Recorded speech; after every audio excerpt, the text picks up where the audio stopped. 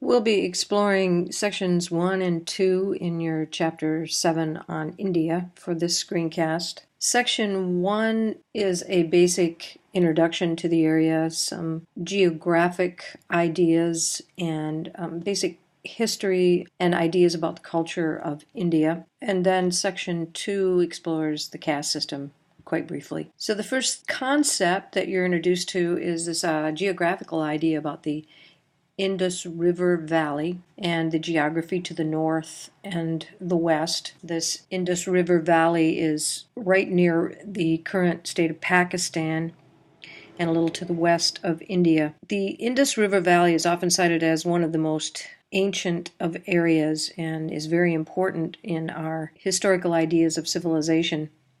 Around the 1920s, there were some archaeological discoveries of a very large and surprisingly peaceful civilization that was at least as big as those civilizations in Egypt and considerably larger in landmass. So this culture is extremely ancient, and the archaeological evidence indicates that it was fairly advanced. They had a written language. There are many artifacts available of small statues and artistic endeavors. Note also this not so new term. This is pronounced syncretism, and it basically means the merging of various characteristics. So it could be cultural characteristics, it could also be musical characteristics, and we're going to be looking at some of those as we move ahead in the PowerPoint. The videos for this section are really quite good, and I would encourage you to take some time to get a bit familiar with India's history. As we move through this slide, we come down to major influence area. A portion of the ideas in this section have to do with some of the history of India, and in particular, the culture that preceded the Aryan invasions. This culture was called the Harappa culture. This is the culture I was speaking of earlier that existed about the same time as the Egyptian cultures and Mesopotamian cultures. The demise of this culture is kind of a mystery. Some feel that it was because of the Aryan invasion. Others feel that it might have been a natural disaster because there don't seem to be any signs of struggle from the invasion. So often you'll see in the historical readings that the Aryans supplanted the Harappa culture. There were also conquests from the north and west, and also the British conquests that we're more familiar with today, with India receiving its independence from Britain in about 1947 through the work of primarily Mahatma Gandhi. Moving along, we see the mixing of ideas of performance practice and also ways of utilizing the instruments, and this is a photo of a sarod, which is found frequently in India. Many people think of the sitar when they think of India primarily because of Ravi Shankar, but this instrument is also very important in India's classical music.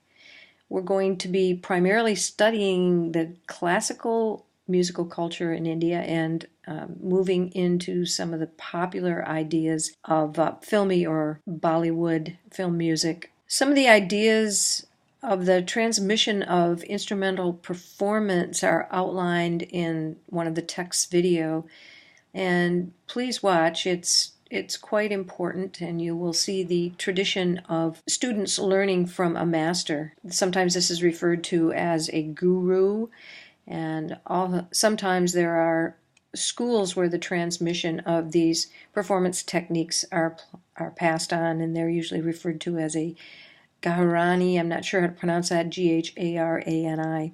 Indian classical music is very highly evolved and requires years of study and education. The video in your text will point that out, particularly how it's related to the sarod. Please note the tabla drums in the videos in your text. The rhythmic component is also highly evolved, very important in Indian music, particularly classical music. You'll be seeing a little bit later that there are 3 levels of instrumental performance. There's always a drone instrument, usually it's the tambura. Drone instruments are fairly static. They usually play 2 pitches, usually the root in the 5th, and they just keep playing those pitches over and over, and although there is no harmony, the way we view harmony here in the West in Indian music, there is this drone component. And the next level might be the melodic component of Indian music, which if you were listening to the sarod, it would be the sarod. And then there's a rhythmic component that's often furnished by the tabla drums. So listen for those ideas as you start to get into this material. Also listen for the microtones that are evident in the melodic and the improvised aspects of this music. Improvisation is extremely important in Indian music, and I'm going to create another screencast to try and explain that concept a little more deeply. The 10-minute video on Indian history is invaluable to gaining a foundational background on this culture, and it'll also help you to organize some of the preceding material in your text. So I highly recommend that you watch it completely. And then finally, for section 2, we're looking at the caste system in India. Many of you are probably familiar with the caste system, but possibly not the components of that caste system. The uppermost caste being the priests, also referred to as Brahmin. Then there were the warriors right underneath that caste, farmers and merchants, and then laborers. And the final group is not even in the caste system, and they were called the untouchables. This is a huge topic and not something that we're going to have time to get into, but keeping in mind these various levels of social stratification and where music fits into this will serve us at this point in our studies. So for now, the Brahmins and priests were the primary musicians in the culture. Most of the learning that was attached to musical performance practice remained somewhat esoteric and remained with the Brahmins or priests. Also, the jatis are smaller groups within each of these caste systems. I'm at your textbook site because I wanted to explain a couple of items regarding the caste system. First, I wanted to bring your attention to this link. It's a good look at how the caste system still exists in India, even though there has been legislation against that system. It's very, very difficult to undo years and years and years of basic attitudes and beliefs.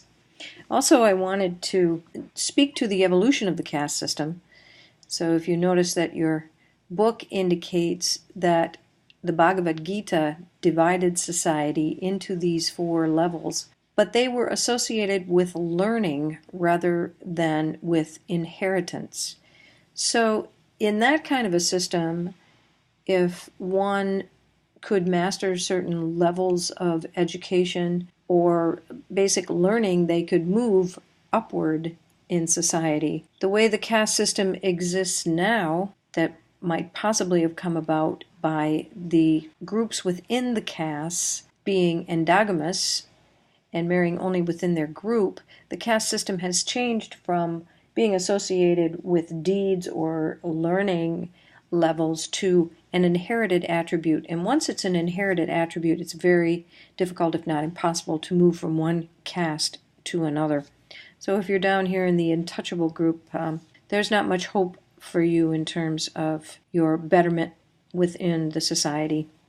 I also wanted to mention the mixture of religions that you can find in India. We have the ancient Hindu religion. This is much older than Buddhism, which is dated at about 500 BC, so about 500 years before Christ and Christianity. And then there is a robust Muslim religion as well in India. So that's it for now, and visit the rest of the screencasts for more information on instruments and musical practices in India.